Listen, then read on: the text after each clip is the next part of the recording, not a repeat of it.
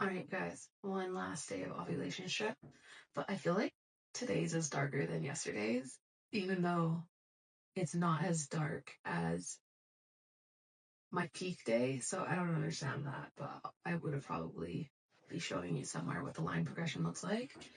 But I'll show you what the strip looks like. Like it's still fairly dark, but it's not as dark as the day that I'm pretty sure I peaked.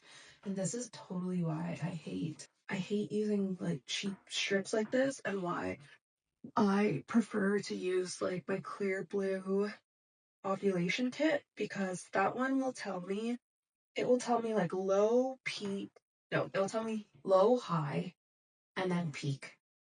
And then it usually goes back to low. And so I don't know if I'll go get the more expensive test next month, if there is a next month. I really don't want there to be a next month. But I'm grateful that there's a next month, because since the variceal embolization, I feel like at least we're somewhat in the running, you know? But on one hand, I don't like the guesswork with these cheap tests. Equally, I feel like if we're doing it every other day, it doesn't really matter like when the exact peak is.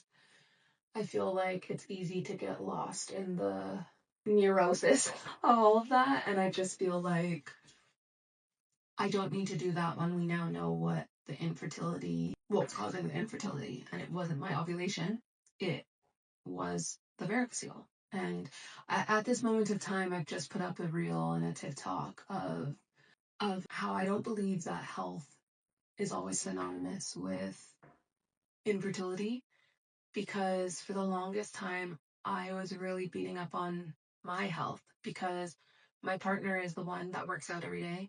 My partner is the one that is more physically fit and has muscle on his body. And I'm the one that has gotten overweight with all the IVF treatment. I'm the one that had fibroids. And every single doctor that checked him out said he was fine.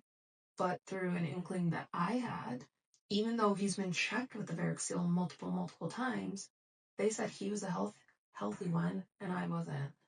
And so for me to put out that reel, and there's some people who get where I'm coming from. The people that have dealt with infertility get where I'm coming from. Whereas people who have gotten pregnant quickly, they're like, yeah, well, I was at my peak and my prime, and so yeah, I got pregnant easy because I was healthy. I'm like, health had nothing to do with this in our situation. I'm the unhealthy one, but it's his physical issue that's causing our infertility. So the two things aren't synonymous. But with saying that, yeah, I just hope that it goes on to happen naturally now, because this has been a lot. It's been a lot.